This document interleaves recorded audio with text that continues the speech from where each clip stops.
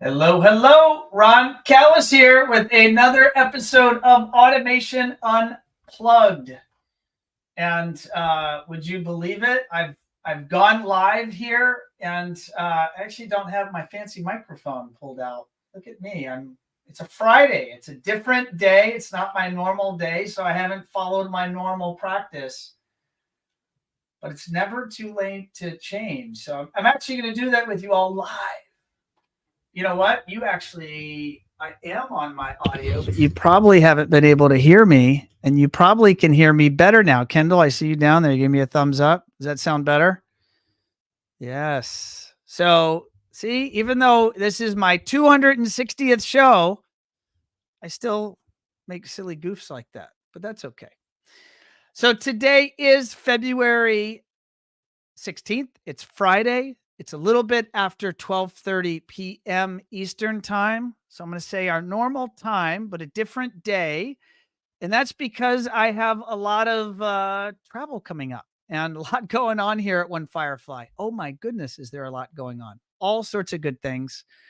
Lots of moving and shaking, but specifically this weekend, I personally am going to be heading out on the road. I'm going to be heading to a conference in San Diego called Social Media Marketing World. It's one of the larger marketing conferences in North America. And I'm going to be heading out there with Jordan Littman on our SEO and product dev team. He and I are going to be taking lots of classes and sessions.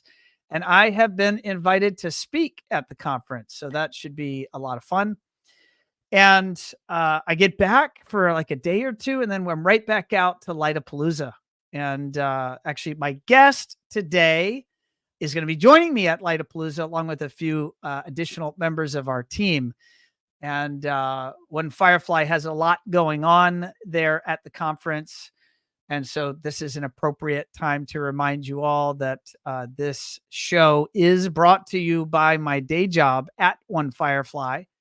And One Firefly proudly sponsors the Automation Unplugged podcast and enables us to do this on a regular basis. So now I know you're not here to hear me gab, but you're here to hear our guest. So today's guest is our very own Kendall Clark. That's her maiden name, and that's how she goes to the world. And Kendall is an awesome member of our team here at One Firefly. She's been here for years. We're going to hear all about that history. She's actually a returning guest. She was last on show 77. And so she's back. We're going to find out what's been going on in her life, what's been going on here in the sales and marketing space. And our goal is that we talk about tactics and methodologies here on this show, today's show specifically, that can be directly applied to all of your businesses. So although we are a marketing agency and we work with, businesses, B2B, a lot of the ideas that Kendall and I are going to be talking about today are directly applicable to your business, regardless of the type of business that is. So without further ado, let me bring in One Firefly's Director of Sales and Marketing. Let's bring in Kendall. Kendall, how are you? What's up, Ron? How are you?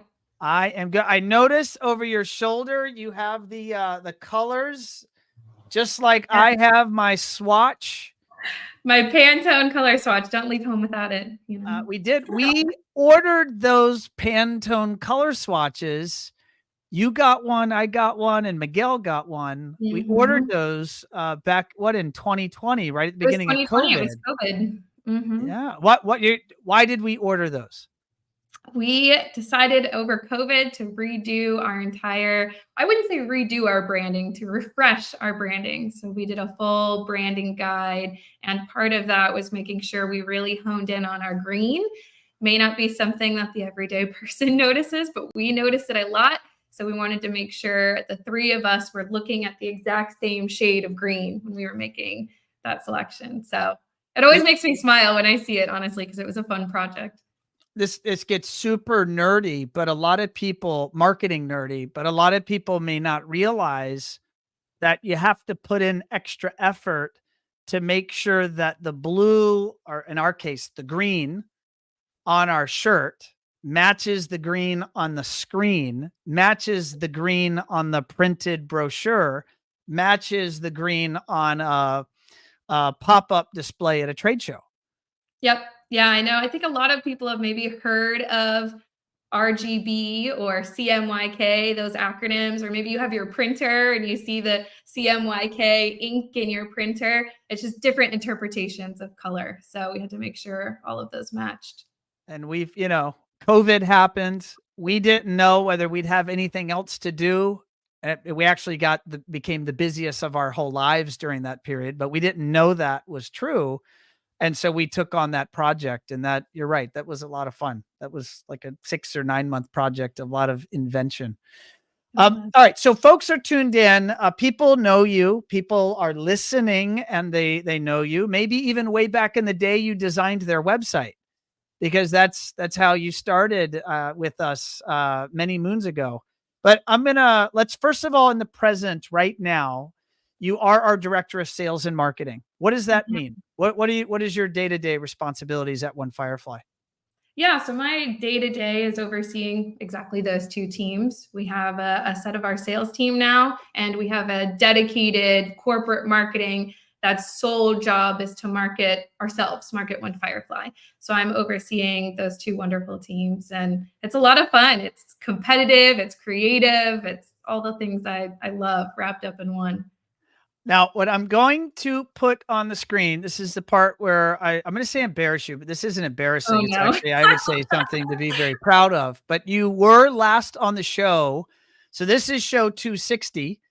And so I actually wrote down in my notes, this was what, June of 2000. Actually, it's right here, June 5th, 2019.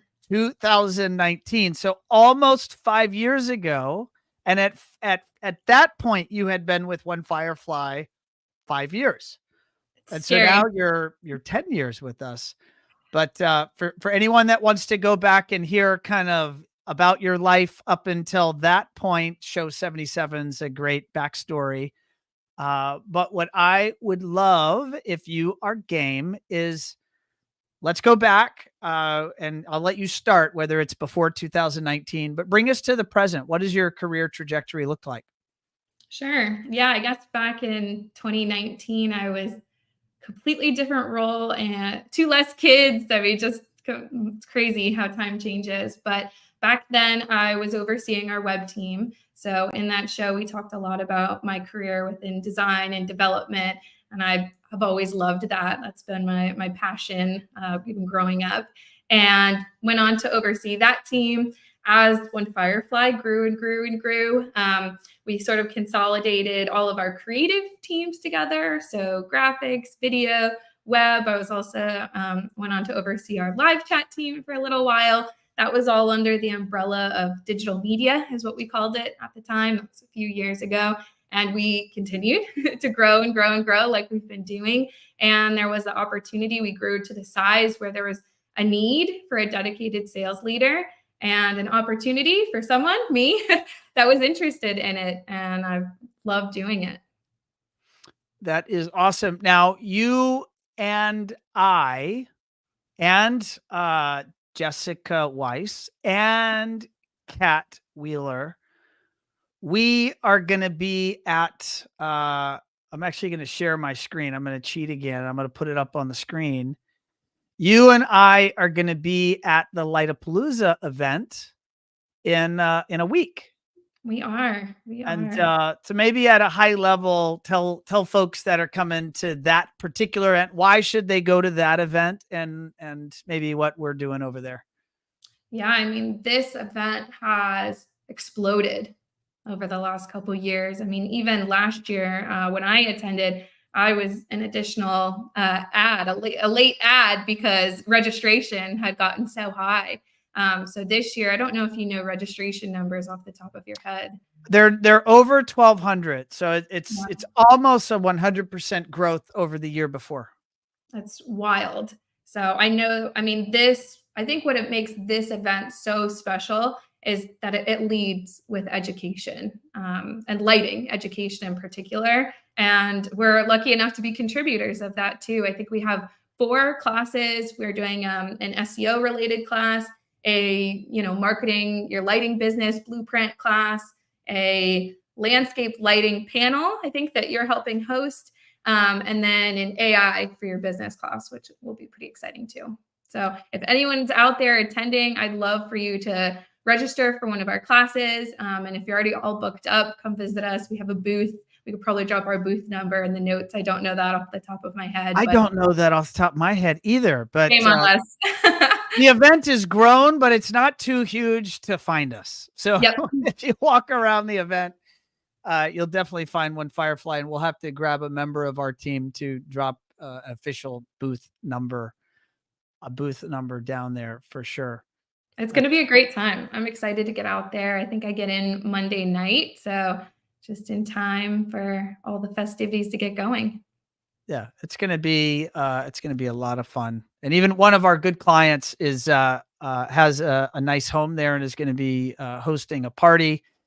That is Lee Travis at Y Pliance. He's going to be hosting an event, and I know Jessica, who manages our corporate program, she's already told us she's going to be buzzing around to all sorts of events. And so it's going to be a lot of fun. All right, let me remove that from the screen. So Kendall, what I wanted to jump into here, oh, there we go. So one of our team just dropped. So we are in booth 409 at Lightapalooza. So there you go. So booth 409. Thank you, team, for dropping that into the show notes. I want to talk big picture, at least for a little bit, about sales, and really some of the science behind selling, and just gather your perspective. So I'm going to say, and it's going to be a bit interesting or weird, but I hope the audience can relate to this. You've been a longtime Firefly here, and so you've been able to observe the benefits and the challenges with what, the fancy term for it is founder-led sales. I'm the founder of One Firefly, and so I've been out there selling. Folks tuned in, they may have purchased something from me in the past. What's from your perspective, because you've been on the product side delivering the product, and now you're on the management side. What are the challenges with that approach, and what are the benefits of that approach? Yeah, I mean, I think it's something we see and hear every day talking to our customers, small businesses. That's how it goes. We all, even now, still, even as a smaller business of 80 people, we're all still wearing a lot of hats. And, I think one of the things that really resonated with me, when I joined, we were 8 people. So I got to see the benefits of it. I got to train one-on-one with you. I got to hear how you spoke to our customers. I got to see the passion that you brought in selling to all of our customers, and the passion you brought about our products and our services and helping our customers to those conversations. But on the other side of it, I saw how much it impacted you. We've spent 10 years together. I've seen that, and I think a lot of business owners can relate to this, that you have to make this really tough choice between, am I going and hunting and looking for new business, or am I focusing on running the business? And both of those are equally important. And I'm sure it felt like a scale up and down of you, focusing on one and the other one kind of having to go back and forth between those two aspects. And it's challenging, and it's not a scalable solution, especially as we got up to now 80 people. And I know it impacted you. There were there were years where I even know you never could step away from the business because you were so worried then about, if we miss a week of sales, that's 25% of this. And, it was just always on your mind.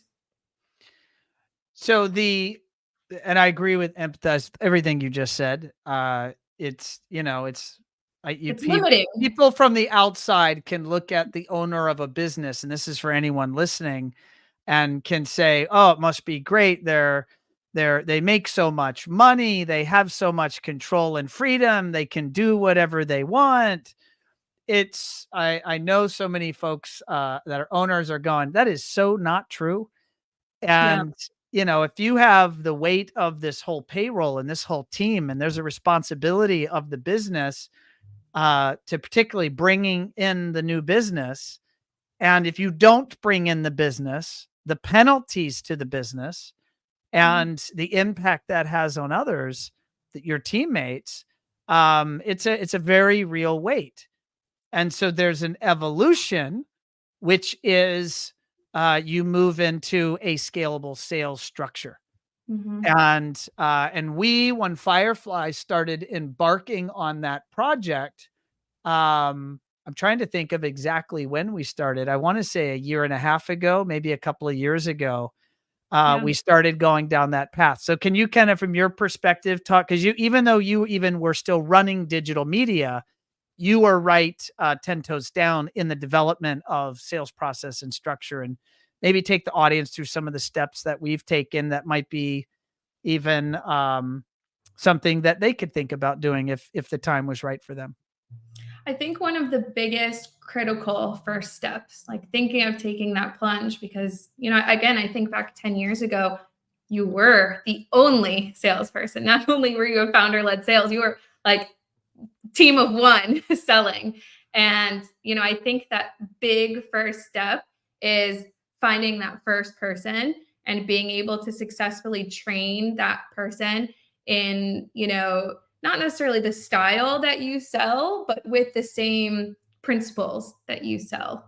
I think here at One Firefly, we pride ourselves on being educational and consultative, and we want to make sure that the conversations that we're having with our customer kind of abide to those values. So a first step was, really bringing one into the door. And then now you're going from 100%. Now we split you to 50. And, that process is repeated and repeated and repeated. And, you haven't been fully 100% pulled out, but now you're helping to instill those values, but we're not relying on those, because those are, taught to the broader team. So I think that was obviously the first step. And then, as you know, when we really started going down this path of having just some more directed and dedicated management towards the sales team, we also wanted to document things. And that was something that really was actually something we kind of did broadly across the team. When I was on the production side, we spent months documenting all of our processes, because we wanted to make sure we could be scalable and bring people on quicker and faster. And, we started to do that on the sales side of things as well. So we did that. So let's go deeper into that. So we have developed something called a sales playbook. What is Yep. that for those listening, and what's its role or purpose?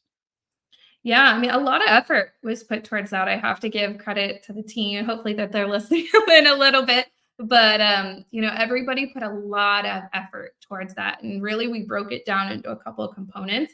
We want everybody to be able to talk about us and talk about our values, and anybody new, especially that was learning about us, to understand who we are, where we've come from, where we're going. But then we really broke into each of our products. So we took all of our products, and the goal of this playbook is really to have somewhere to reference, somewhere to train from, that talks about our products, how we talk about our products, how we sell our products, any sort of pushback we have on our products. And, I want our sales team, we all want our sales team to always insert their own personalities into any of our sales conversations or any conversations with our customers, but we want to make sure that we're delivering the same experience to our customers. And that's, we're telling them the same things. We're talking about the same outcomes. We're hitting on the same points each and every time, so that, our customers are getting that same experience across the board. Even there's a different face and personality delivering that message. So that playbook is directed with that goal in mind. And then as we add new things, we're updating it, we're changing it, we're referencing back to it, we're pulling it up in trainings and, making changes to it, referencing it. We use it. And it's a really special thing that we've put so much time into. In what software, just to get a bit tactical, we originally put it in one type of software, and I think we fully transitioned to another Close. software. Can you talk about some of those logistics? Yeah, so the software we originally used was called Trainual. spelled exactly how it sounds, trainual.com. And that's great. We were all able to go in, be collaborators of it. There's an admin seat, but then as you bring on new people, you can track progress and things like that. Everything's broken into chapters, so it's nicely formatted to be digested, especially for new hires. Recently, one of our goals, obviously, we have a lot of software pieces and parts out there, and we want to consolidate those. So we are bringing all of that into Zoho. So, we use Zoho One, which is sort of the umbrella. Hope I'm speaking about this correctly, but the umbrella of all of these software sub pieces within Zoho. So, HR, training, or CRM, campaigns, even through marketing, we're sending things out through Zoho campaigns. So that's just one way to approach it, but there are, various tools out there. And they have a Trainual like environment in Yep. the Zoho environment, in that Yep. ecosystem. One thing I love about the Zoho environment is we're also able to quiz people at the end of that training. So you can go through, read particular chapters or things that, we want people to understand, and then follow that up with a quiz that then they need to pass in order to kind of move to the next chapter. That's interesting. Now, in that same environment, we here at anybody that's been in a meeting with someone at One Firefly today, there's probably a video AI recorder in that same meeting. Oh, yeah. And so I want to run down a couple of different lines of thought here. But one is we're recording, and we are recording most meetings. Mm-hmm. And you, from a sales management standpoint, are actually identifying examples of when something's done really well, and you're putting that back into the playbook. Can you kind of just talk about how you think about that and kind of your process when you're doing that? Yeah, and I would recommend, obviously the way that we communicate is strictly through video, but if anyone out there is doing any sort of external video calls, using a tool like Fathom, Fathom, another one is Firefly, similar, to record those videos. It's a time saver, and it's a great way to reference, go back, do call analysis, or even, like you said, pull out those little snippets and drop it in for additional training opportunities. And you don't have to previously you'd have to pull a recording from Zoom, whatever it would be, put it into some kind of video editing software and, kind of be savvy enough and take the It time. was really hard because we tried that. That's actually where we, One Firefly, started. We were doing Google Meetings. Mm-hmm. We still do Google Meetings, but we were recording them. And then about 30 minutes after your meeting, it would be ready. And then you'd have to drop download it into a folder. Yep. There was no good analysis of the content. I mean, AI has been amazing. Even the titles of it. It's so silly, but the titles of it would start with the date. So you'd always kind of be searching through to, figure out what type of call this was. Fathom does an incredible job at analyzing video, and you can actually sort by, different recaps that you want, sales related recaps. They literally have a drop down where, it's from the perspective of a salesperson, where you can look at the questions, or it will pinpoint concerns that a customer might have. And it breaks all of that, important, relevant information. Our account managers are using it too. One of the things I think that's great is that if you're talking to someone, rather than, if you really are trying to capture all this information, sitting down and taking crazy notes to make sure you're not missing anything, you can just have Fathom recording, and you can flag things within the system that are important, or just know that everything is being recorded and you can always reference back to it.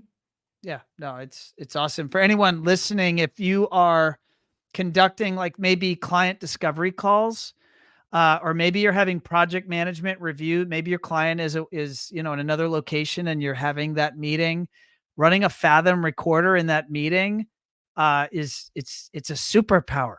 You got to trust us. And I say that even here at One Firefly, although we're adopters of technology, everyone does not always adopt it immediately. Sometimes it takes some, practice and repetition to get people to try things, because we're all humans and we're stuck in our habits. But I would say the adopters of that particular tool have become evangelists of that tool. because And when you see what it, everyone has adopted it. Very little pushback. You have 1 or 2 calls with it and you see it. Even for internal calls, maybe you don't do a lot of external video calls. It's an excellent way to kind of document or refer back to an internal call when you're having some kind of follow-up. It's amazing. I agree. All right, so let's jump into sales management. So you are you play a dual role here at One Firefly. We've elected to have a sales manager that is also our marketing manager. So I'm going to get into marketing, but for the moment, you're wearing your sales manager hat. Got it. How do you, Kendall, think of your responsibility in terms of that sales manager role? You know, how could you frame that for folks tuned in? Yeah, it's an interesting question. And I try to break down where a lot of my day is spent into, 3 or 4 buckets. One bucket I would say is just your every day to day questions, this and that, little fires going on throughout the day. But the other ones I would say are broken into a lot of time coaching and educating the team and, practice working. Data analysis, and then using that data for accountability. So those are kind of I would say the 3 main areas of sales management. Okay, so let's take them one by one. Coaching, what does that mean? Yeah, I think it's a common thing that sales managers are sometimes afraid of, or not necessarily afraid, but unsure of how or where to start. And how do you hold a coaching session if you're not developing new products? What are you coaching on? And I think taking time to have dedicated time with the team where you're practicing the fundamentals. I mean, if you go to a baseball or a football game, you're going to see those practices, and those football players are practicing the same snaps over and over and over and over again, and building that muscle memory. And taking time to coach and practice in that way builds that same muscle where it becomes second nature. So, some of the things that we've been recently doing, obviously going back to Fathom, we've done a lot of call reviews, and that's always fun. You have to kind of step back and be okay to watch, have somebody watch yourself or listen to yourself. But when you take that step away and you're open to feedback, it always is good conversation, and the whole team is taking away little tidbits of, I love how you phrase that, I love how you position that. And then you can see other things too that you do. Oh, I didn't realize that I touch my hair all the time. I know I do that, but you see all that stuff over video, and it's very helpful.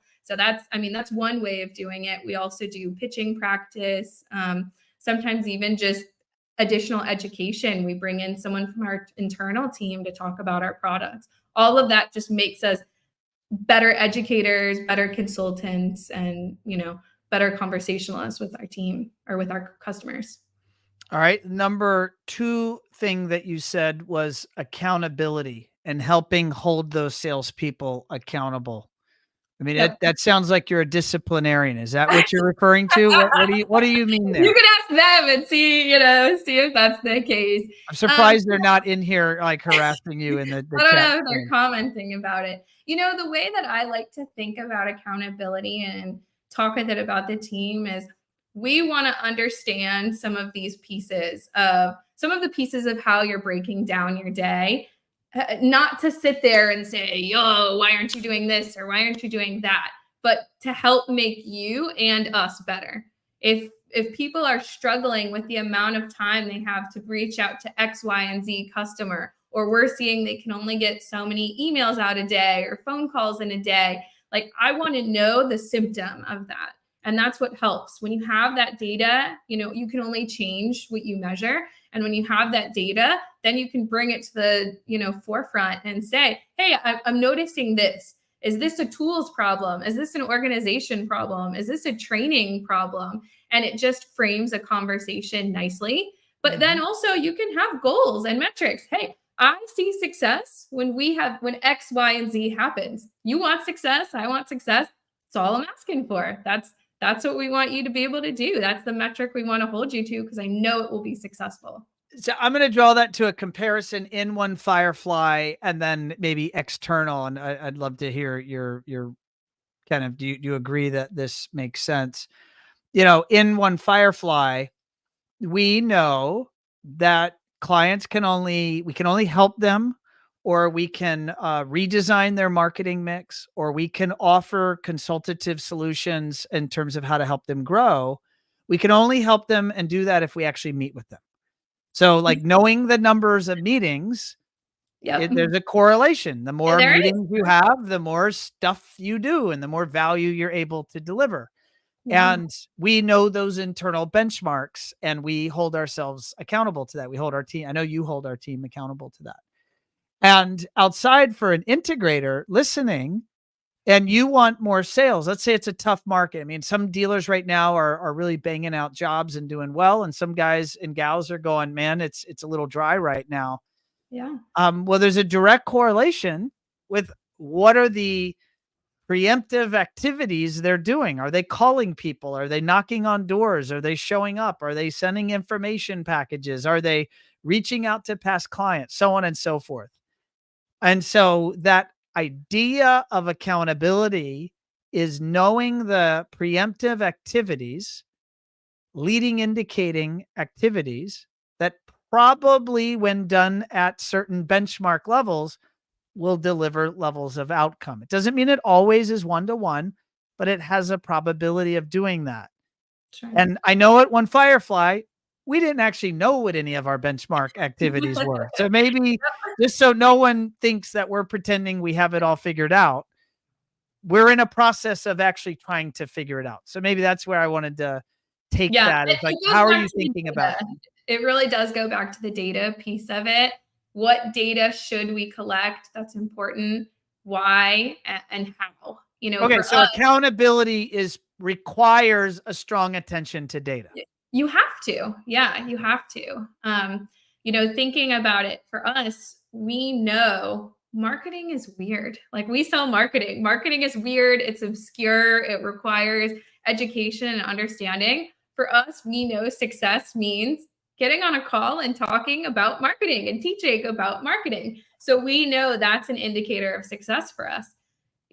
Dealers out there, same thing. Sometimes the technology that we're talking about is obscure and hard to understand. So maybe it's getting people into that showroom so they can see and feel and touch, and that's what is a higher probability of having that deal go through. So it's the same thing. You just want to be able to measure that. And for us, for everybody, it's a challenge. If you don't have a data problem, I'm envious, because I know so many do. And, we use a CRM to be able to track a lot of that stuff, but there still needs to put a lot of work and time and energy to evolve that CRM as our business evolves.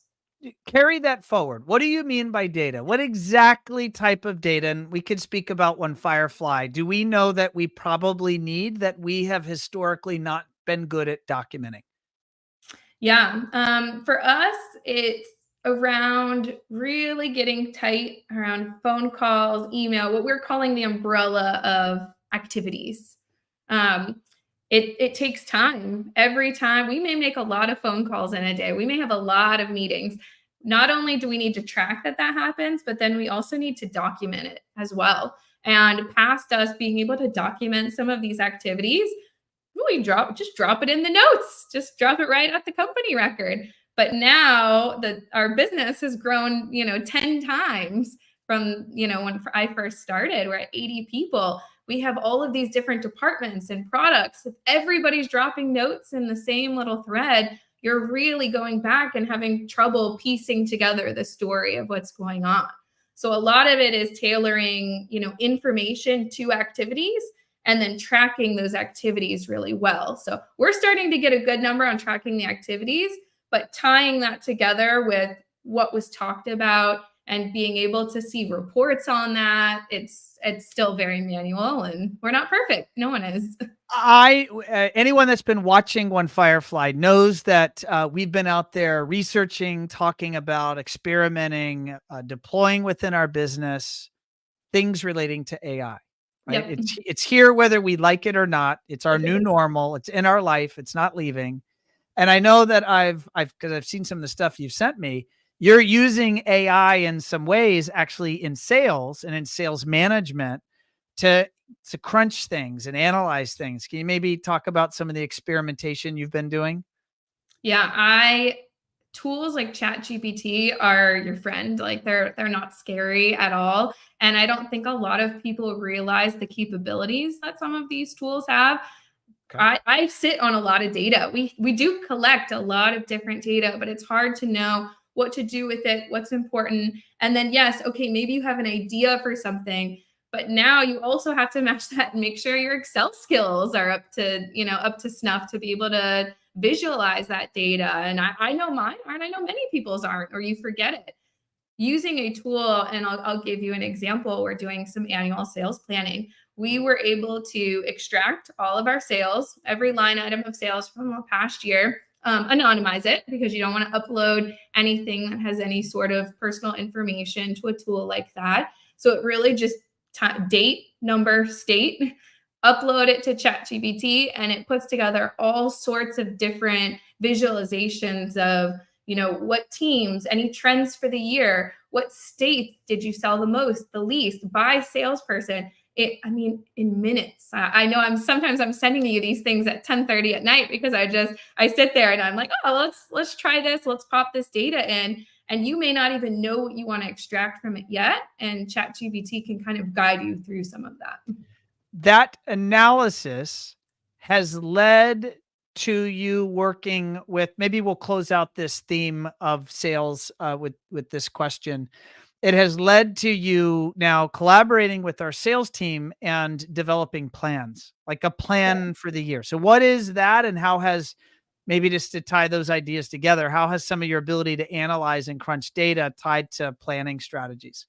Yeah. So we all have goals, we have goals that we want to hit for the year. And sometimes that, big, hairy goal just feels obscure and you don't quite know how to get there. Some of the analysis that we're doing and being able to break it down into just these little snippets of information start to piece together. All right, let's look at your sales by state. Let's look at it by customer. Let's look at by product. Let's look at by size, by close rate, all of these things. You can start to extract it. If I move the needle on this metric by 5%, that would give me this. If I grow this state by 10%, it could get me this. Now, if I want to grow that state by 10%, here's how I could do it. Here's who I can reach out to. Here's how many deals I would need. It just starts to take that big picture goal, break it down and break it down and break it down until you have a plan that then you can break down on a monthly or quarterly, group. How does that result in an individualized approach for the different members of the sales team? Because they're not all the same. Yeah. So every piece of data that I pull, I try to pull it for each individual person. So when our team is looking at data, they're going to look at the team averages too, but they're going to look at their data in their territory for their customers, for the people that they know, and then build an individualized plan. We know markets in different states are feeling, like you said earlier, having varying levels of feeling how the economy is right now. Projects are up, projects are down, resi is up, commercial is down. And being able to look at that, take that data in the context and lens of your own territory helps to put together that plan, if that answers your question. It does. What is the role of marketing as it relates to selling?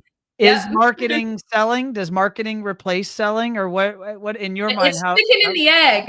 What came first? Yeah. When we do these sales plans, we don't start them until we have our marketing plan. And they're really done in tandem. We start to put together quarterly goals for marketing and put those goals. These are the events, these are some of the initiatives, tentative promotions, things like that.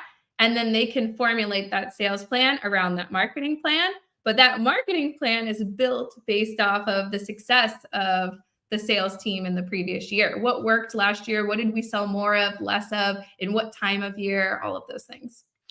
Walk our audience through maybe our approach that I want to say started close to end of summer. Yep. And it occurred through the fall and the winter that led to ultimately the tactical plans we launched into 2024. What did that timeline look like? Yeah. So first of all, I think it started, I want to say, when did we do budgeting? October, something like We that? started September? in probably late August, September timeframe is when the conversation started. Yep. So as you guys were starting to kind of button up the year's finances, we started to do the same for marketing. So looking at the past year, we do have a marketing budget. We practice what we preach just a little bit, and you could probably say what the percentage we put into marketing every Yeah, year. well, we tell integrators, the folks listening, to be investing 2 to 5% of their projected revenue. So if you were in 2023 and you were projecting a number for 2024, we advise 2 to 5% of that number. And here at One Firefly, we do 7.5% of that number. I thought it And was around so, 7. So yeah. we take that, that budget, and we look at the previous year, and we looked at what worked and what didn't work. And I'll give you a great example. Shows have been weird for us the last year. So what we need to do is look at what we invested, look at what came out of it. We're not, of course, we're still going to shows, but we need to look, hey, is our approach different? What do we do different? Is it less? Do we invest in certain ones more than others? And really just doing that analysis piece by piece of every part of that marketing budget gives us a really good framework to then starting to move forward. We're still going to invest the same amount, but how do we split up that pie across all of the umbrella of marketing? We solicit our team's input across the company. We How does did. that, how does that work? Yeah, Rebecca, who heads up our corporate marketing team, she led this, and it was an amazing initiative to have everybody. I mean, we are a team of marketers. That's what we do every day. So why not invite our entire team to give ideas and insights and things that they've seen working and not working? So she held a couple town halls, and many of us joined for hours, and people would pop in and out and give ideas and feedback. I mean, some team members gave a page of written notes. I mean, just goes to show how invested the team was and just sharing what they think could work from us. And so we took that budget, the collection of feedback, data, my favorite, and we put all those things together to start formulating a marketing plan. What does that do for one's company culture when you involve everyone in the process? I think everybody feels bought in. One of my goals, even for this upcoming year, is I want to feature us and our team and the awesome things and the outcomes of all of the things that our team is doing. And I think the team really appreciates that and feels bought in when they can give those ideas. And we didn't grow the way we grew without bringing in people that know more than we know. You bring in experts left and right. And I was just having a conversation like this the other day with someone we had recently hired. You're here for a reason. Bring all your knowledge and tell all your knowledge, because now we're that much stronger because of it. So we're marketers. So therefore, all of the marketing that we do must be perfect, and it must always hit the bullseye, correct? Oh, always, always. No, I'm just kidding. Taylor's No. watching, Kendall, so be mindful of saying yes to that. No, not all marketing's working, and it's good. I mean, it is equally good to know what doesn't work as what does work. And there's so many different variables and things that you're pulling that could make something work or not work. And I play golf, and I use the expression of golf that you can have a terrible day of golf, and then you sink your last putt, and you're like, I'll be there tomorrow doing the same thing, because you find out a lot that doesn't work, but then you get that glimmer of something that does work, or you do have a successful campaign, and it's addicting. You just want to do it over and over and over again and keep seeing what works. Let's dig in a little bit deeper into a particular tactic that I want to say generally our industry is not doing, and we are doing at One Firefly, and I would challenge we're getting better at it, and I think we like what we're seeing, and that is the idea of very segmented or finely tuned, differentiated lists, Yep. and the message or outcome you're expecting or wanting from that particular segment. Maybe just kind of talk about that, how you're thinking about it, and what you and Rebecca and Melanie and team are executing. Yeah, I think one of the biggest things that we've really tried to start thinking about this year was really looking at what is our end goal? What is it that we want someone to do or interact with us? And then break down, okay, we have this end goal. Now, who would be the person, or if you look at it, all of the people that we have that we work with, who does this most apply to? Who would find this the most valuable? And put them in a bucket. Then you say, okay, who might still find this valuable, but maybe doesn't know about it, or maybe hasn't done the other thing. And, it's really just thinking about different segments of how we can speak to people that it would be that whatever, activity or product we think is a right fit for them, and how can we position it in front of them in a way that's relevant. And I think a lot of, business owners across our industry can think about that too. It is hard. List building for us, putting together those segments. I mean, Rebecca and Melanie, if you're here, I know you all can attest this. It is probably harder. It is harder than even building all of the assets for it, is getting that right list. I know it's not an easy thing, but when you can position something that's relevant or include things in copy that are relevant to that person and speaks directly to that person, it hits home. So that's something we've been practicing and seeing some success from. What are examples of that tactic that would be analogous to the integrators tuned in? Like, what if you were to kind of run that forward and say, here's what they could do if they were to take maybe not 3 steps forward, but if they were to take 1 step forward, what would that look like? Sure. I mean, at the most basic level, and I say the most basic because I still know, but I know what sort of an uphill, process. It's all hard. So everyone needs to know at the beginning, it's all hard work. Exactly. There's no easy button here. That would be breaking down bare minimum your resi customers, your commercial customers, and maybe any sort of trade partners. Then you could go deeper within those buckets. Resi customers who have a project base of this size or have bought this type of product, because when you can start dialing in even more, hey, you have this product, and you could say that in your email. I know you've enjoyed this product. Here's another product that I think might be interesting to you. And we get that type of marketing all the time. I mean, Amazon tells us those types of things. But when you can start tailoring that message to maybe what they've purchased, or, just smaller details like that, you start to hit home a little bit deeper. And then we're practicing a marketing methodology. It's colloquially known as drip marketing. It's the idea of someone's in a funnel and they maybe aren't ready to make contact yet, but there's through the appropriate education and confidence building, maybe one day they do make contact and maybe they even become a customer. Can you just, how are we starting to practice that?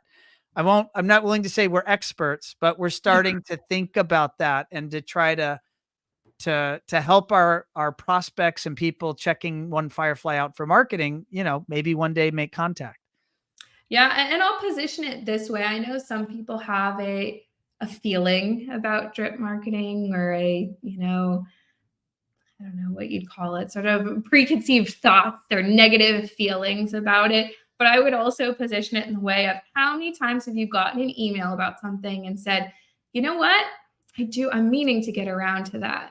And then something happens, you're off to work, you're in traffic, you're something else comes up in life, and you lose that email, you mark it unread, and it's gone. It's in the ether. That happens to me all the time. Mm-hmm. And one of the most satisfying things that we're seeing, and for those that don't know drip marketing, that's the concept of sending multiple emails within a couple weeks sprint. So maybe a Monday email, a Wednesday email, a Friday email, or every week, that you can space them out in different ways.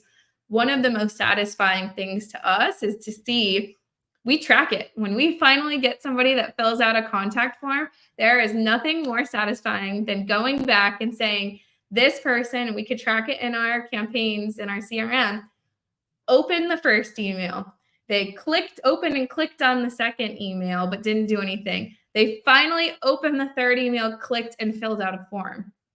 It works. Drip marketing works. And you just don't know what's going on in that person's life, that maybe they've missed that email. Just so everyone knows, Kendall is so telling the truth. Like, there are literally virtual high fives. Like, The person hasn't even bought anything.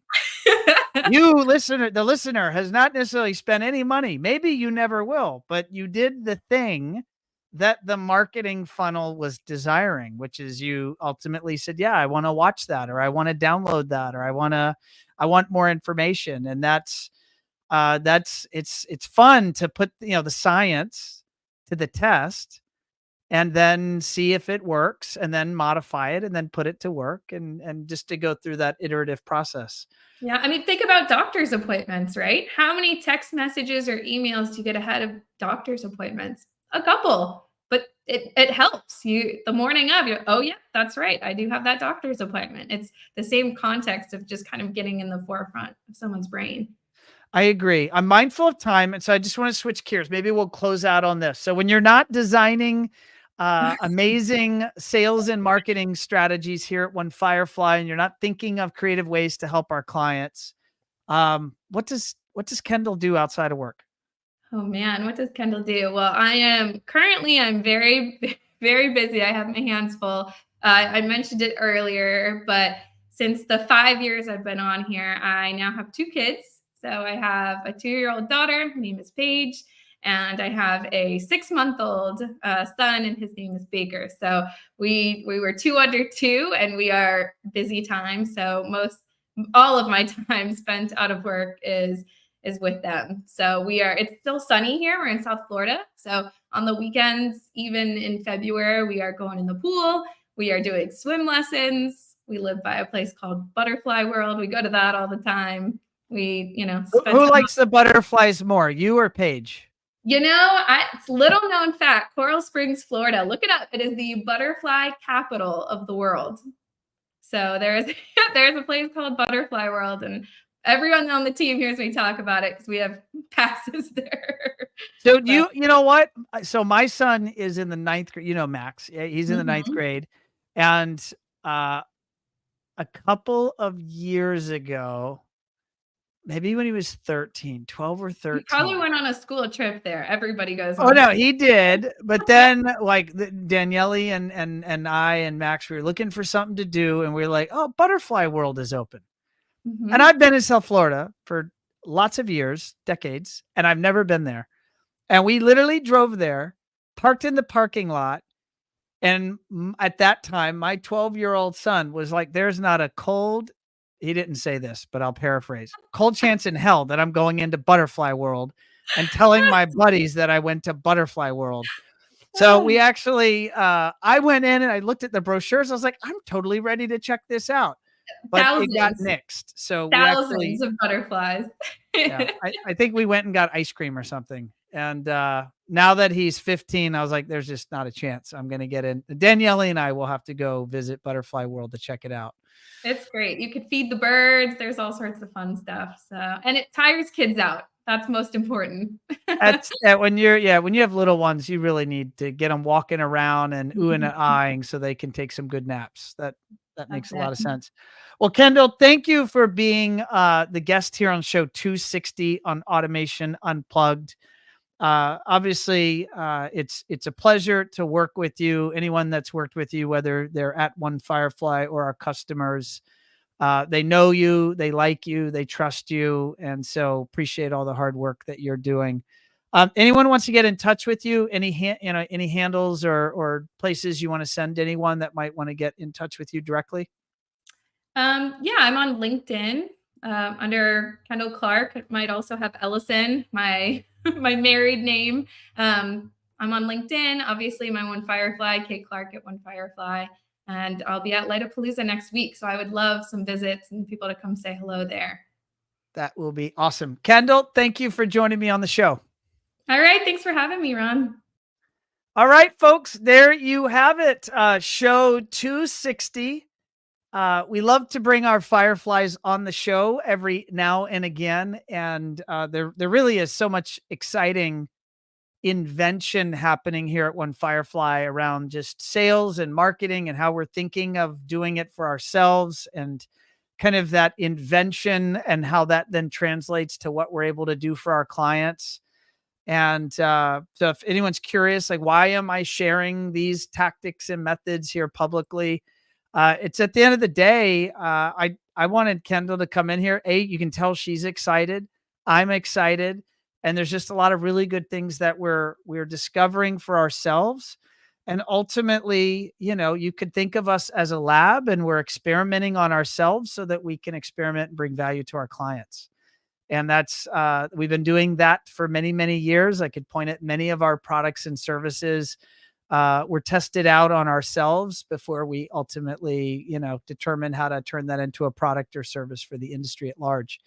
So on that note, I'm going to sign off, but I am going to let you all know I will be at Lightapalooza with Kendall, with Kat, with JW, and we'd love to see you. So stop by the One Firefly booth, say hello. I see there in the notes, we're in booth 409.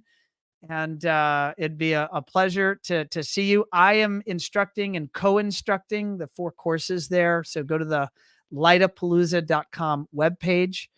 One Firefly will also be at further shows in the spring, and would love to see it in person as well. Like, we love the virtual. We love running our Fathom recorders in those virtual meetings. But we also love in real life, and we love to see you and shake your hand, give you a hug, or have a drink with you at the bar, and kind of whatever feels appropriate. So on that note, I'm going to sign off. I'll see you soon, and appreciate you tuning in. Thanks, everybody. Take care.